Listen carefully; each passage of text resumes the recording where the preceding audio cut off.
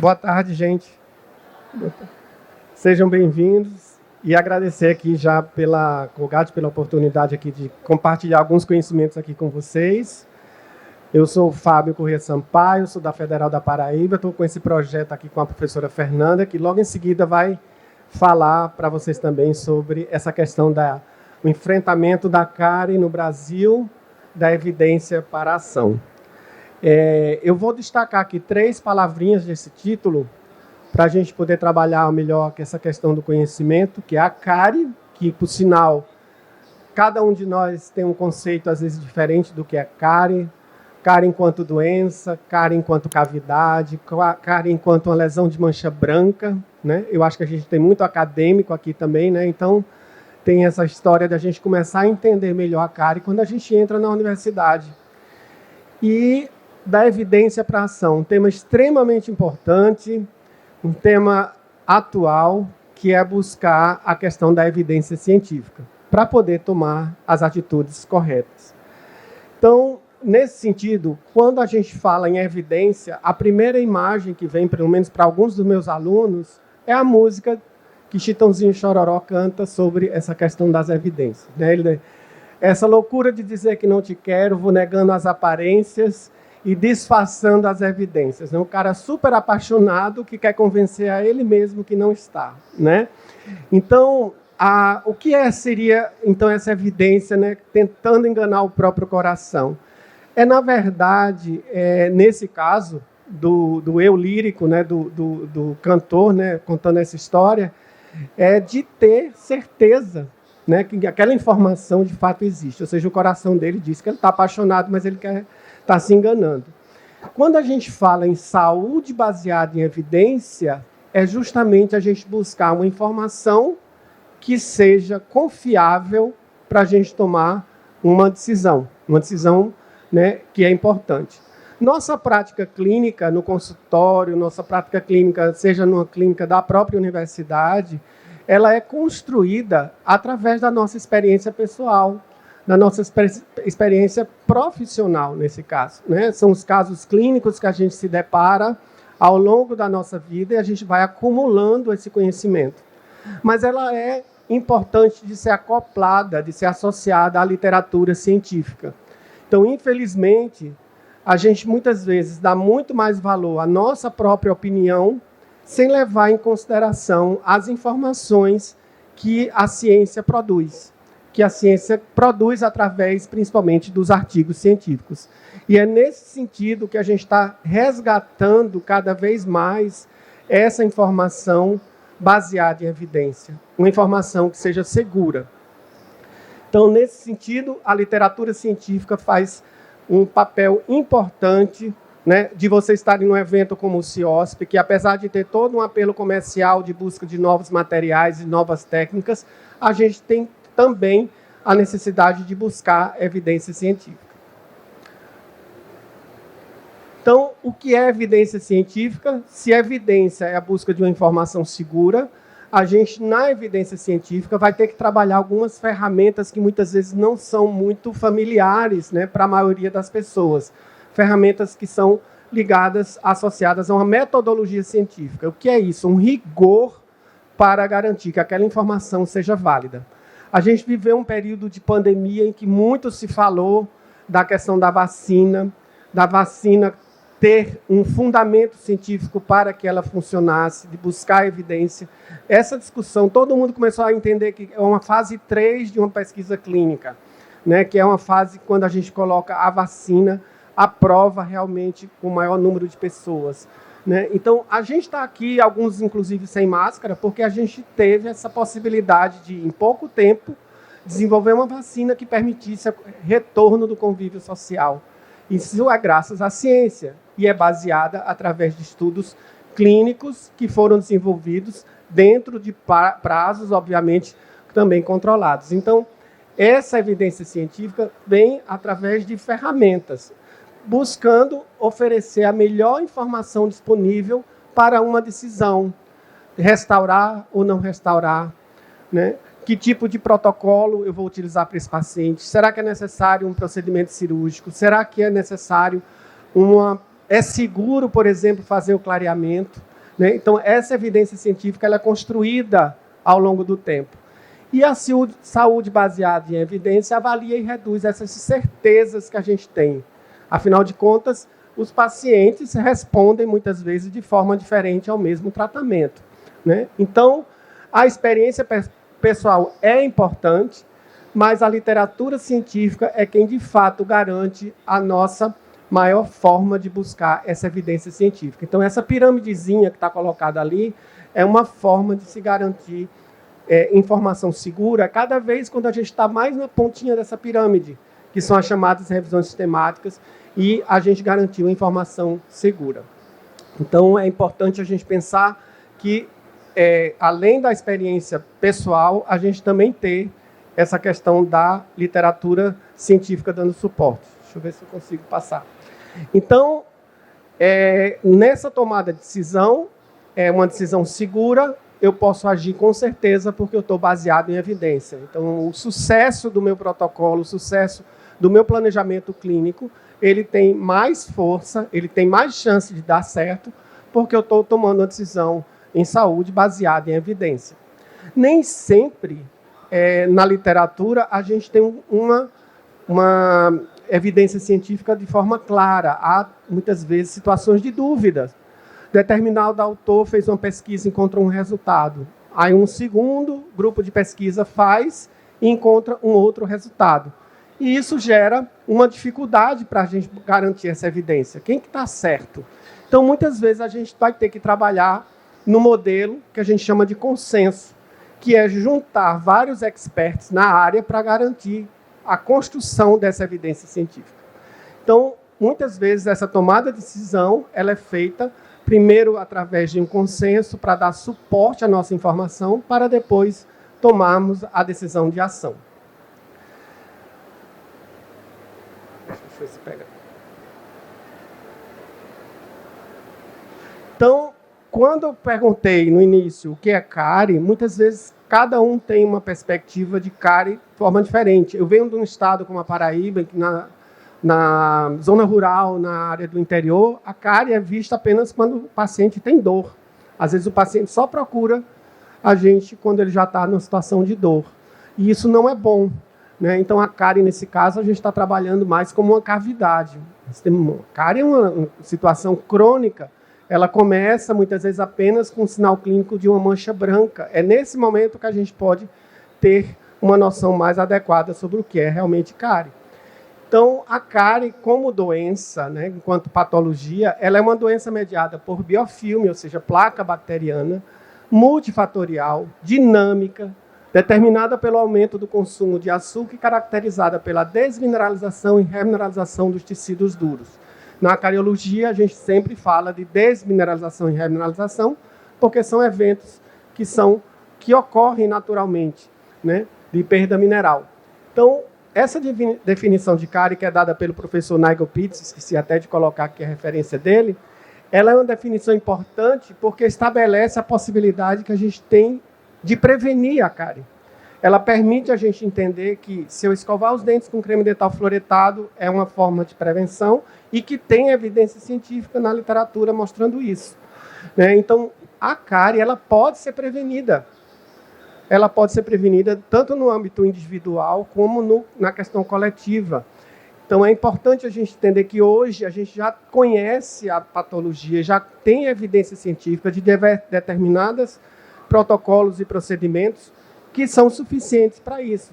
Então, por exemplo, na odontopediatria, está cada vez mais evidente que a gente não pode dar nenhum tipo de açúcar para a criança até os 2 anos de idade, porque é uma forma de a gente estabelecer que a criança tem um patamar, um limiar do açúcar, né, longe de atingir esse processo para que ela fique acostumada a ter cada vez mais açúcar, porque o açúcar é um modulador de cárie. Né? Iniciar o processo de escovação como um hábito para a criança é importantíssimo também. Há evidências científicas que as crianças que escovam os dentes com regularidade têm menos cárie. Então, isso a gente já sabe a possibilidade, mas Uma dúvida que surgiu ao longo dos anos, logo antes da pandemia, é qual é a situação de cárie da América Latina.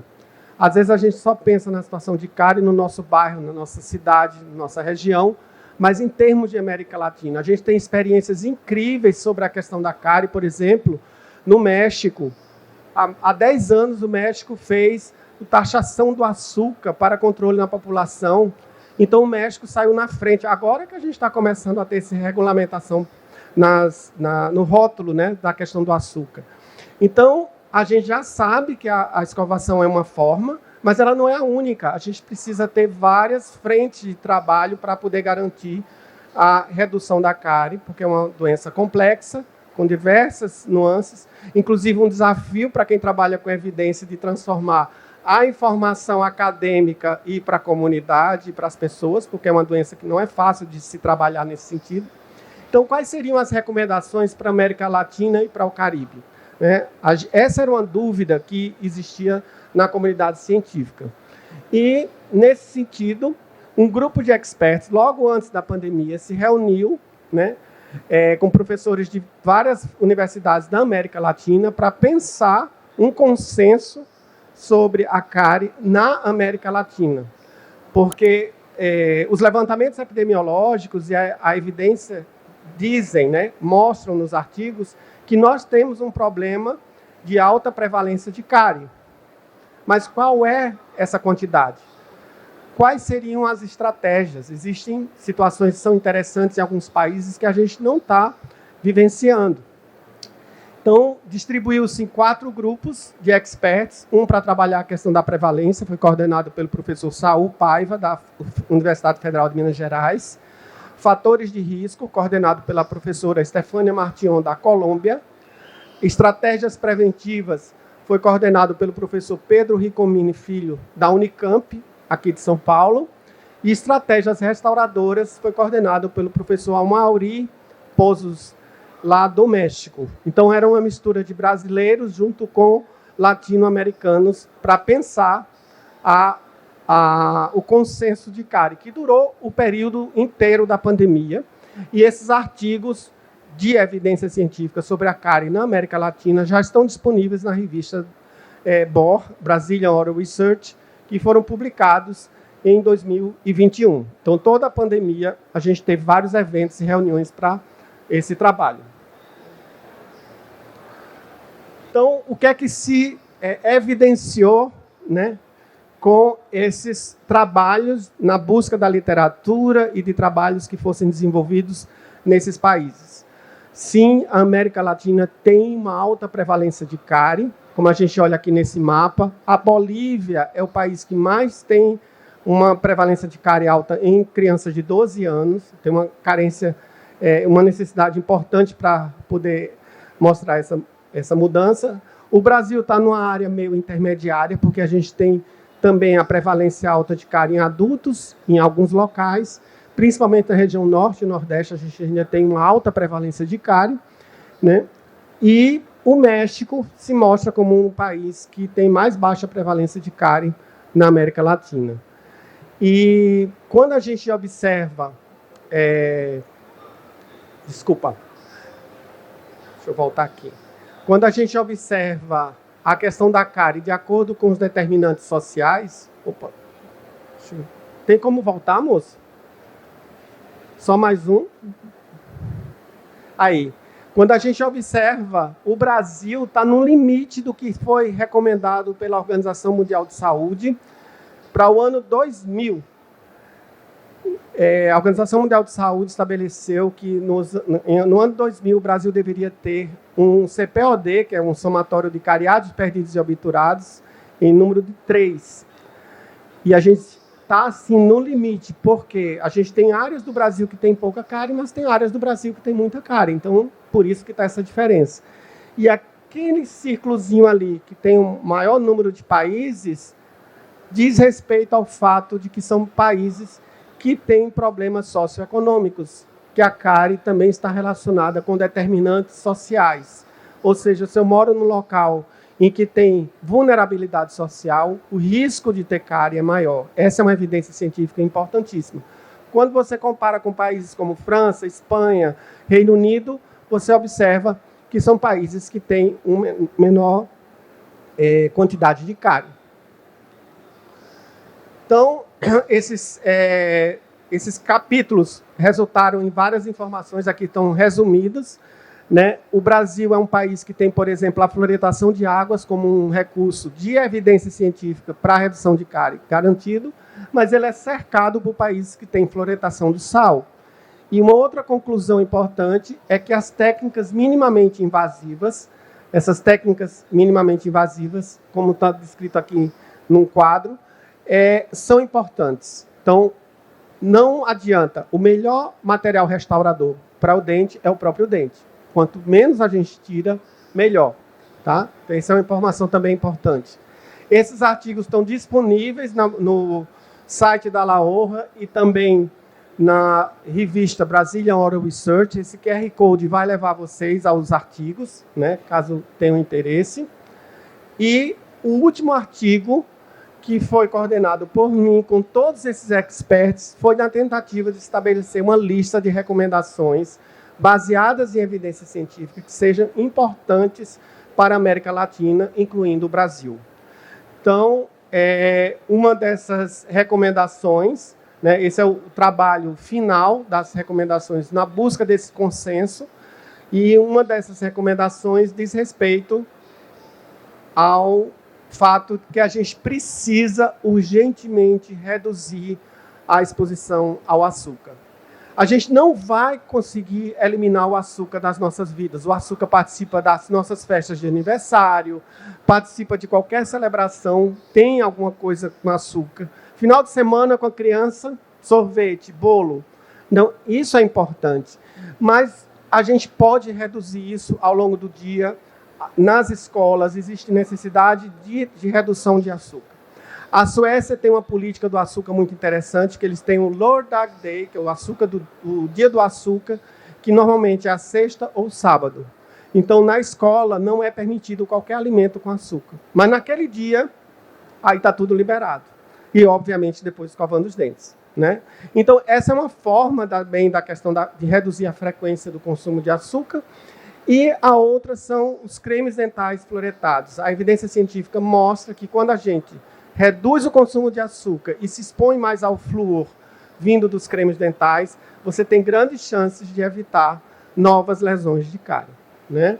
Então, essa é a evidência. A segunda recomendação, que é a terceira, né, no caso, é que nós precisamos formar nossos alunos com uma outra perspectiva, voltada muito mais para a promoção de saúde do que apenas para evidência de tentar restaurar ou correr atrás do prejuízo. Então, novas diretrizes estão sendo elaboradas, né? Na verdade, já estão disponíveis. Esse ano começa a Associação Brasileira de Ensino Odontológico, inclusive, a fazer isso. Existe um grupo internacional latino-americano fazendo isso nas escolas de odontologia dos países da América Latina, em consonância com o que o Brasil está fazendo, e isso vai ser de uma repercussão enorme na questão do ensino, para que a gente possa cada vez mais ter uma população com menos cárie e cada vez mais uma população mais saudável. Né? Então, tanto na odontologia brasileira como na internacional está sendo feito isso. E a última palavra da nossa palestra aqui, pelo menos na minha primeira parte, é ação.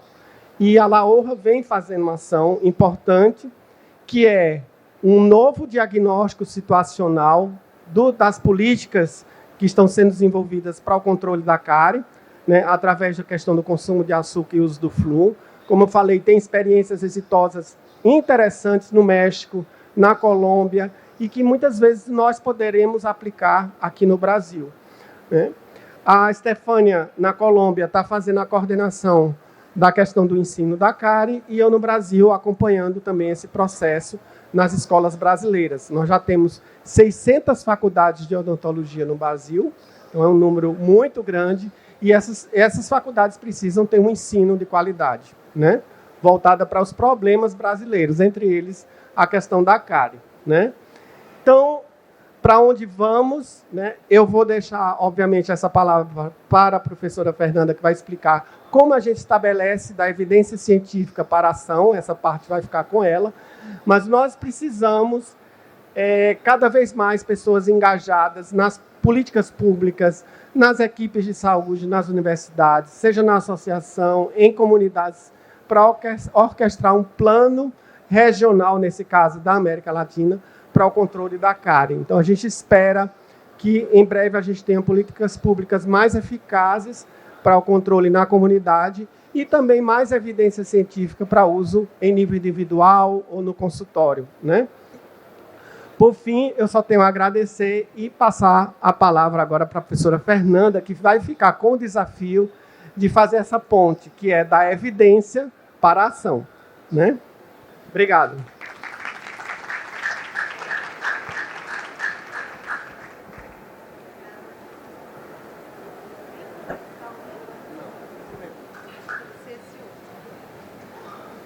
Eu liguei. Agora ouvem, né? Ah, então tá bom. Boa tarde a todos, a todas. É um prazer estar aqui com vocês. Algumas carinhas eu conheço, já dei oi. O povo vai passando, os alunos, a gente vai dando aula há muitos anos e aí parece que todo mundo foi meu aluno. É uma coisa muito complicada isso aqui, viu? Acho que denota um pouco a minha idade, né? Eu sou Fernanda, professora da Faculdade de Odontologia da USP, coordeno... Ah, obrigada, amor. Obrigada. Coordeno o Observatório Ibero-Americano de Políticas Públicas em Saúde Bucal e o Núcleo de Evidência e Análises Econômicas da FOUSP. E a gente veio conversar com vocês um pouco hoje sobre essa questão, né, do enfrentamento da cárie. A gente está em 2023 e a gente está falando de ROF, implantes, né, coisas maravilhosas, transplantes. A gente fala de tanta coisa e nosso grande problema, o grande problema da odontologia ainda é a danada da cárie, né? E a gente ainda está discutindo como enfrentar esse problema, né? E hoje a gente vai falar um pouco, então, sobre o que a gente está fazendo para tentar colaborar com esse processo. Vocês são mais alunos de graduação aqui? É isso? Quem é aluno de graduação? Levanta a mão. Tem bastante. Quem aqui trabalha no serviço público? Quem mais? Tem algum professor de faculdade? Dentista privado? Dentista de consultório? Tem até uma aniversariante hoje, viu? A Fran me falou aqui que está fazendo aniversário. Pode bater palmas para ela. A gente prometeu que a gente ia fazer ela passar vergonha, então está feito. Aí a promessa é dívida. Então, vamos falar um pouco, né, sobre esse enfrentamento da cárie, se passar. Vocês querem passar para frente? É o outro? Ah, porque ela me deu esse, eu obedeci, né?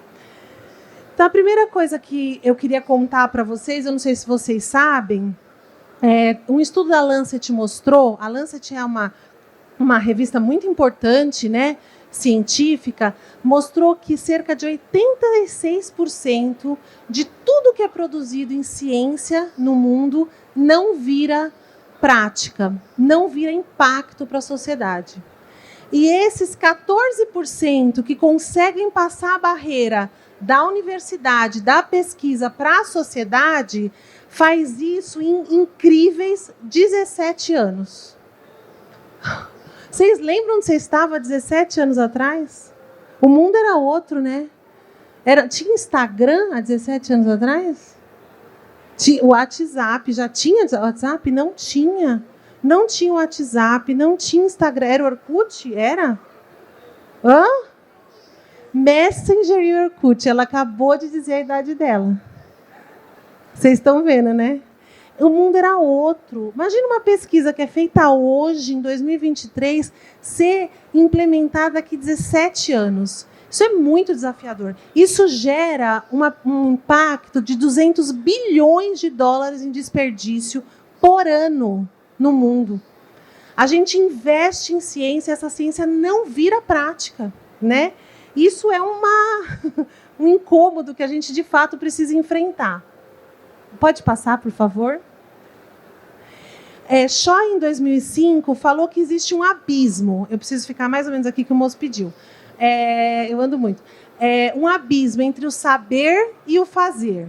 Entre aquilo que faz a academia, que faz as universidades, que fazem os pesquisadores, e aquilo que se faz no consultório privado, nos sistemas de saúde, nas políticas públicas.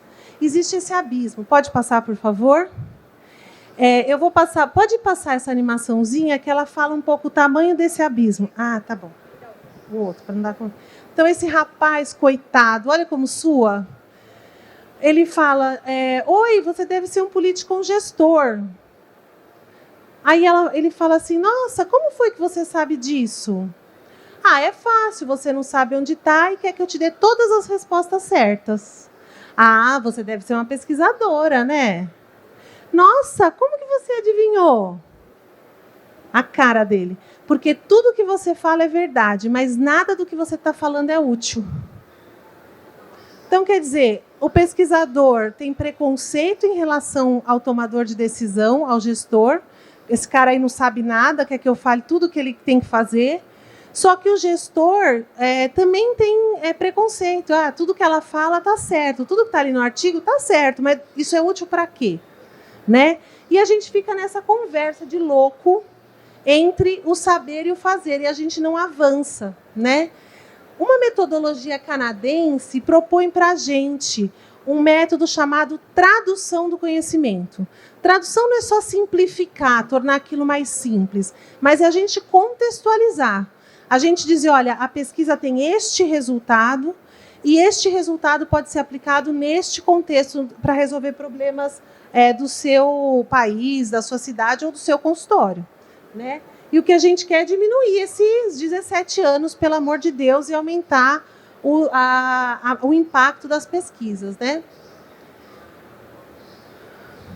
Hoje o passador, eu não sei se eu que tenho a mão nervosa.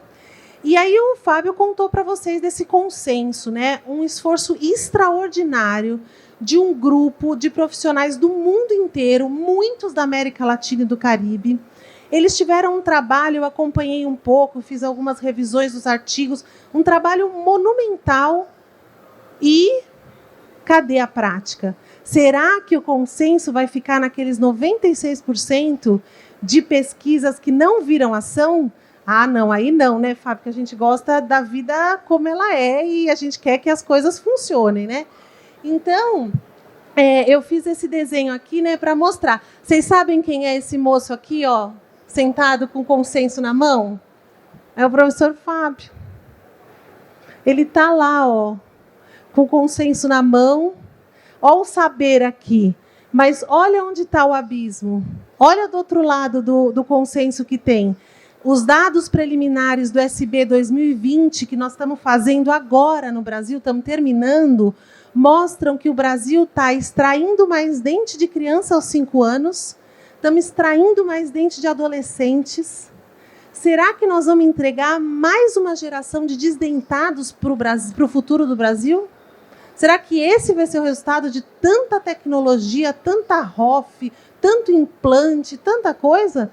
Será que é isso que a gente vai entregar para as futuras gerações? Né? Então, a gente tem esse abismo, sim, mas a gente precisa construir pontes, porque a gente precisa tirar o que está do consenso, que é extraordinário, que é a evidência, o maior nível de evidência para enfrentar a cárie, tanto no consultório privado, quanto no consultório público, no serviço público, mas a gente precisa transformar isso em prática, né?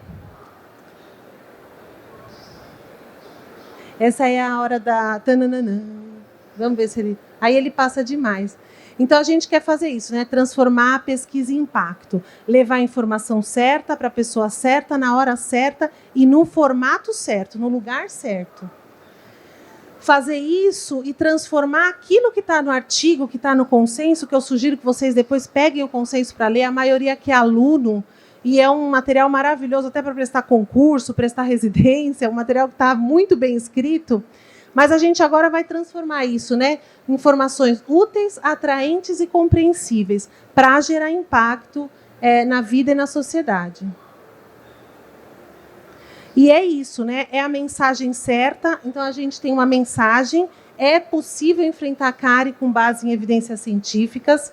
A pessoa certa, a gente endereçou esse material que a gente vai mostrar para vocês para coordenadores municipais, estaduais, regionais e ministérios de saúde, e começando aqui pelo Brasil. É a hora certa, os dados do SB estão fresquinhos, a gente tem uma fotografia do que está acontecendo agora em 2023, 2022 no Brasil, né? A gente está no lugar certo, a gente está num país que tem o maior sistema público de saúde universal do mundo. Nenhum outro país com mais de 200 milhões de habitantes ousou ter um sistema universal como o nosso. E a gente tem um plus, que a gente tem o Brasil Sorridente, a maior política pública de saúde bucal do mundo, né? Então, a gente está no lugar certo e a gente precisa do formato certo. E foi isso que a gente fez nesse material que vocês vão ter acesso. Nós estamos estreando com vocês aqui. Vocês peguem o QR Code, contem para a gente se vocês gostaram ou não do material. A nossa mensagem né, é que o enfrentamento da cárie é um processo coletivo, né? É uma estratégia coletiva, não dá para a gente trabalhar a cárie no serviço público, nos sistemas de saúde de forma individual. Essa é a nossa mensagem. Está aqui uma imagem, né, do tratamento que a gente já vai contar para vocês sendo feito na escola, mas a gente já faz isso na vida real, né? Essas aqui são atividades desenvolvidas aqui pelos alunos da USP à direita, aqui pela Universidade Federal da Paraíba, a universidade que o professor Fábio ministra a aula.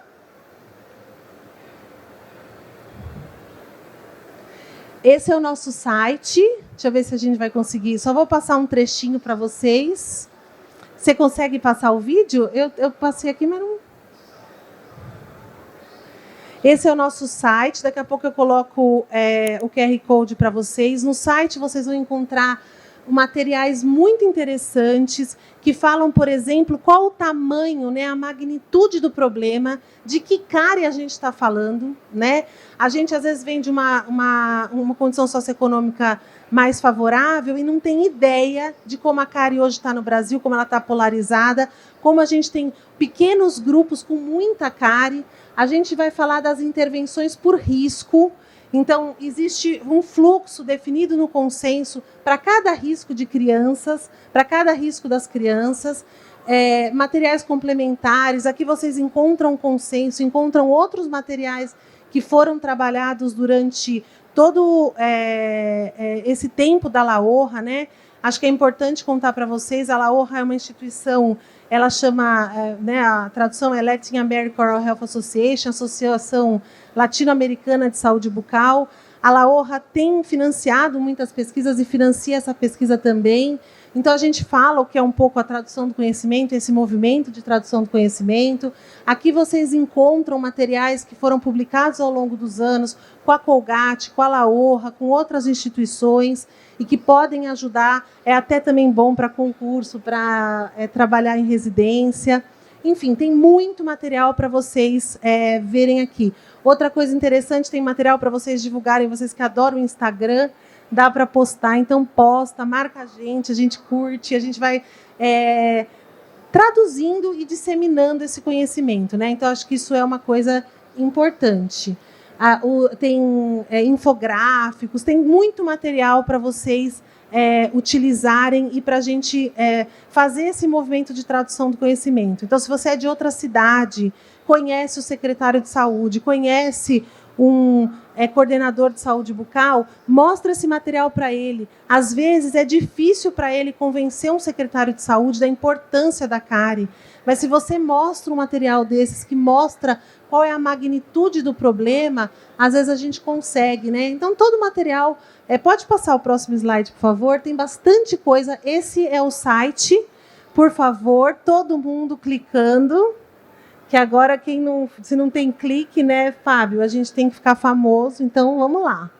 Então, todo mundo entrando no site, deem o feedback, ele está inaugurando hoje, pode ser que ainda tenha algum probleminha, mas vocês vão fazer a primeira degustação, tá bom? Aí depois vocês contam para a gente o que vocês acham.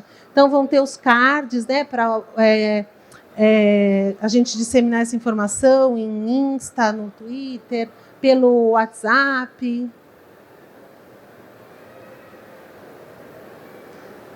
E aqui o que eu quero falar para vocês hoje, né, que é como tratar essa doença, né? E eu queria primeiro perguntar para vocês, quem aí nas faculdades estudou e trabalhou e já teve aula sobre odontologia de mínima intervenção? Quem? Quem aqui ainda, os professores não precisam saber, ainda aprendem na faculdade que a dentina tem que gritar? Alguém aqui já viu isso? O professor manda tirar toda a cárie? Hein? Vocês estão rindo. Eu estou bem vendo. A senhora também já viu a dentina gritar. Não foi só eu, não. Né? A gente é de uma geração que a gente tinha que tirar toda a cárie, né, Fábio? Até a dentina. E tinha professor que queria ouvir o grito da dentina, né? Mas o consenso mostra, né, que é a síntese das melhores evidências, que isso mudou muito. Gente, quando for acabando meu tempo, vocês avisam, viu? Senão eu falo até amanhã. Esqueci de pedir isso. A odontologia mudou muito e hoje a gente sabe que a gente pode fazer uma remoção seletiva da cárie. Mas será que os colegas lá no consultório, na sua cidade, estão fazendo isso? Será que os colegas lá da unidade básica de saúde estão fazendo isso? Né? Então, a gente tem material para vocês divulgarem sobre isso também.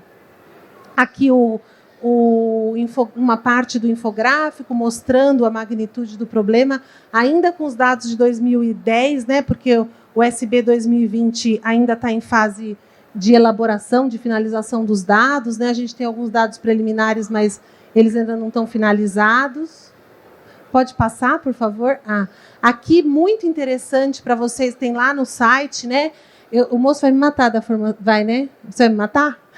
Eu estou vindo para cá. Esse material é o material do consenso, né? Que mostra o risco, né, contextual individual de cada paciente, né? Ou para se explicar como que se determina, né, a cárie. E aqui a gente faz uma tradução, né? Então, como que a gente faz uma análise de contexto? Tem aqui uma ficha de diagnóstico situacional municipal. Como que a gente faz o diagnóstico, um risco familiar? A gente colocou aqui uma ficha, a escala de Coelho. Como a gente faz o risco individual? A gente propõe o risco de São Paulo, uma metodologia desenvolvida aqui em São Paulo já há mais de 20 anos de triagem de risco, que conversa um pouco com o ICEDAS, que alguns de vocês devem ter visto na faculdade, né? Mas o ICEDAS ele não é usado aqui no Brasil, então a gente não podia propor para o Brasil Sorridente o uso de um instrumento que eles não usam, né? Então a gente adaptou para que use um risco que é mais amigável, né, para o trabalhador do Sistema Único de Saúde. Todas essas fichas estão lá no site, elas podem ser baixadas, pode ser usada na sua faculdade, nos projetos sociais que você tenha na faculdade. Vocês podem botar o logo da faculdade, o logo da universidade, o logo da prefeitura, né? A ideia é que esse material seja público, seja de uso livre, né? Porque a gente quer que as coisas se disseminem, né? A tradução do conhecimento, a nossa premissa o conhecimento não é meu, ele não tem que ficar no paper nem na universidade, ele tem que ir para a sociedade. Então, façam essa translação, né? Vocês vão encontrar árvore de tomada de decisão, então, dependendo do risco, que decisão que eu tenho que tomar, né? Está tudo ali, o passo a passo, a inclusão da odontologia de mínima intervenção no programa Saúde na Escola, um programa federal que leva o dentista até a escola, né? Então, o consenso mostra isso, a gente pode fazer mais do que só passar flúor e fazer escovação supervisionada e fazer o risco, né? Nós podemos tratar essas crianças na escola. E aqui contar para vocês que a gente já faz isso, a gente já aplica evidência. Então, dá para fazer, a gente já tem resultados interessantes, né? Aqui só na cidade de São Paulo, no estado de São Paulo, na Paraíba e no município de Suzano, né? E vou contar para vocês de São Paulo. Quem é de São Paulo aqui? Tem pouca gente. Então, São Paulo é uma cidade enorme, com mais de 12 milhões de pessoas, 12 milhões de habitantes. Tem mais ou menos 2.400 profissionais de saúde bucal, entre dentistas, auxiliares e técnicos de saúde bucal, é bastante gente.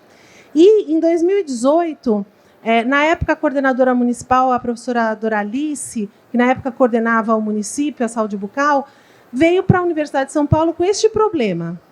A gente tinha 80 mil crianças... Está acabando, Mari, meu tempo? Ah, tá bom. 80 mil crianças tinham pelo menos uma cavidade de cárie. Aí nós fizemos as contas, se a gente parasse São Paulo, ninguém nascesse, ninguém morresse, ninguém comesse doce, todo mundo escovasse o dente, a gente demoraria cerca de 10 anos para atender essas crianças. Mas o problema não era só esse, né? Porque a gente gosta de grandes dificuldades. Era difícil deslocar essas crianças. Elas não estavam indo para a unidade, elas eram encaminhadas e elas não iam. Alguém aqui pode imaginar por que as crianças recebem o encaminhamento, mas não vão para o UBS? Hã? O pai trabalha. O UBS atende de sábado? O UBS atende à noite? Então, como que eu faço? Como que um camelô, uma faxineira, ou mesmo uma pessoa de carteira assinada, consegue parar a vida para levar os filhos no dentista? É difícil, né? Então, estava muito difícil deslocar essas crianças, né? Pode passar, por favor? Então, as consultas não aconteciam, né? Então, muitos têm medo do dentista, têm medo da escola, a miséria, né? Se vocês lembrarem, e aí vocês vão ver isso no consenso muito bem, o professor Fábio falou um pouquinho, quem mais tem cárie? Quem tem mais vulnerabilidade social. Então, quanto mais a pessoa está com vulnerabilidade, com maior risco, maior a prevalência dela de cárie. Então, quer dizer, a vida já não é fácil para as pessoas, né? E ainda assim elas têm muitas restaurações para fazer. Elas não vão, né? Elas esperam ter dor, o que o professor Fábio também já falou aqui. A gente tinha mais um problema, porque a gente adora problema para arrumar a solução, é claro, né? A gente tinha mais um problema. Os profissionais tinham muita resistência com a odontologia de mínima intervenção. O ART, mais de 50% tinham algum desconforto de fazer o ART na escola. Alguém aqui já fez ART na escola, na faculdade? Tá vendo? Nas faculdades a gente precisa implementar. Você faz? Muito bem. E a gente, então, se prontificou, né, a capacitar esses dentistas, 2.400 profissionais de saúde bucal, na Faculdade de Odontologia da USP, e fazer um mutirão de ART na cidade de São Paulo. A gente brincava, se der certo nessa loucura dessa cidade, vai dar certo em qualquer lugar do Brasil, né? E foi isso que a gente fez. Aqui as fotos, para vocês darem uma olhada, dos dentistas. A odontologia de mínima intervenção está muito claro no consenso lá na BOR e também no material de tradução do conhecimento que a gente fez. Não é só tratamento, começa lá na promoção de saúde, na prevenção, né? Então, tudo isso é odontologia de mínima intervenção, está tudo lá. Então, aqui o colega, né, com as crianças com escova de dente, aqui eles já preparando para fazer o ART. Esses são os dados de um mês de mutirão. A gente atendeu 10.300 crianças e restaurou 23.638 dentes em um mês no município de São Paulo. Foi um grande mutirão, né, uma grande proposta assim, de enfrentamento da cárie aqui na cidade de São Paulo. A gente teve alguns problemas, o maior deles foi a troca da gestão, que interrompeu esse processo, e agora a gente está tentando retomar na cidade, mas mostrou que a gente consegue fazer, que os dentistas conseguem trabalhar nesse novo modelo. A gente teve algumas dificuldades, faltou insumo, teve resistência dos profissionais, tem essa instabilidade política, mas a verdade é que a gente conseguiu implementar, né? A gente percebeu que existe esse processo, é um processo custo-efetivo, ele de fato muda a realidade, né, de cárie de uma escola, de uma cidade, de uma região. A gente precisa fazer essas adaptações às realidades locais. Vocês vão ver lá no site que a gente já adaptou para a realidade brasileira, mas dependendo do município que vocês moram, que vocês estão, terão que fazer outras adaptações, não tem problema nenhum. A tradução do conhecimento é isso, né? Ela é a evidência viva, é a evidência que se transforma na dependência do problema que ela enfrenta, do contexto que ela vai ser implementada, né? Então a gente precisa entender essa evidência como uma evidência que pode sim ser adaptada, né? Sem que a gente perca os princípios, obviamente, dela, né? Pode passar? Ontem a gente teve um excelente resultado também aqui no estado de São Paulo. Nós começamos a implementar esse modelo de mínima intervenção no estado durante a pandemia, com todas as dificuldades que vocês vivenciaram conosco, né, nos últimos 2 anos. Mas, em 2021, 76 municípios já estão fazendo a ART, dos 200, na verdade, que responderam nossa pesquisa que a gente fez aqui do estado de São Paulo. Apenas 32 fazem cariostático. O cariostático ainda é um problema e a gente vai ter que trabalhar muito o preconceito do dentista, né, que não quer porque acha que é feio, porque acha que é estético, né?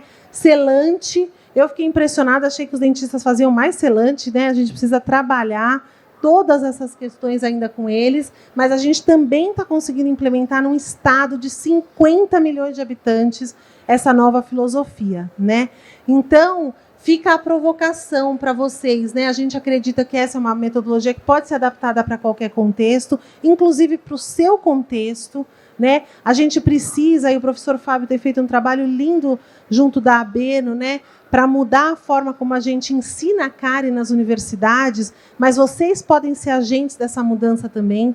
Vocês podem provocar os professores de vocês a pensarem na mínima intervenção como um processo de enfrentamento baseado em evidência da cárie dentária, né? Então, voltem para a universidade de vocês motivados para discutir mínima intervenção, para discutir evidência. Chega de obscurantismo, né? Chega de negacionismo. A gente tem aí muita evidência que pode ser aplicada na nossa vida real. Pode passar? Pode passar? Esse é o grupo... Volta um pouquinho. O grupo do consenso, né? E a gente agradece e parabeniza o professor Fábio, o professor Marcelo Bonecker e todo o grupo que enfrentou esse desafio de fazer síntese dessas evidências. Isso não é fácil de fazer, né? E ao grupo que fez a tradução, eu, a Mari, a Natália, a Adriana, que está ali, que não trouxe a foto, faz assim agora, não deu a foto, vai ter que levantar, fazer oi. Ela não mandou a foto, e a gente precisa, né, ela é profissional de comunicação, a gente precisa desses profissionais que não são dentistas para nos ajudar com que linguagem, como a gente fala, até a cor, né, que a gente ia colocar no site ou não, precisa ser pactuado, e a gente precisa aprender com quem trabalha em comunicação, quem trabalha em publicidade, então eles fazem parte também do nosso grupo, tá bom? E ainda tem o Belmiro, que fez o site, né, que é desenvolvedor do site. Ainda bem que a gente tem muitos parceiros e muitos amigos, né? Vou passar mais um, só para... aqui tem o meu e-mail, o e-mail do professor Fábio. A gente está à inteira disposição de vocês. A gente quer muito que vocês contem para a gente para onde foi esse saber que vocês tiveram hoje aqui, né? Voltem para a universidade dispostos a discutir, aprender mínima intervenção, voltem para as unidades de vocês de saúde, voltem para os consultórios com essa pulga atrás da orelha, né? A gente pode enfrentar a cárie de uma forma diferente. Todo esse rol, né, esse pacote de intervenções que nós pensamos muito para o serviço público e muito para o sistema de saúde, ele também pode e deve ser aplicado no contexto individual. Então, tanto lá na unidade básica de saúde, um paciente só sendo tratado, mas você no seu consultório privado também. A gente não está oferecendo para o sistema de saúde nada menos que o melhor. O melhor que a evidência pode oferecer, que hoje é a odontologia de mínima intervenção. Então, vamos à luta, façam o que a gente chama de advocacy, né, a defesa da ideia, nos ajudem nesse processo e a gente quer ouvir notícias de vocês em breve, tá bom? Muito obrigada, parabéns por estarem aqui, né? A gente tem tanto outros assuntos, né, nos circundando, e vocês estão de fato interessados nesse tema que é central para que a gente melhore a saúde bucal da população brasileira, né? Então, obrigada, muito obrigada para vocês e até a próxima.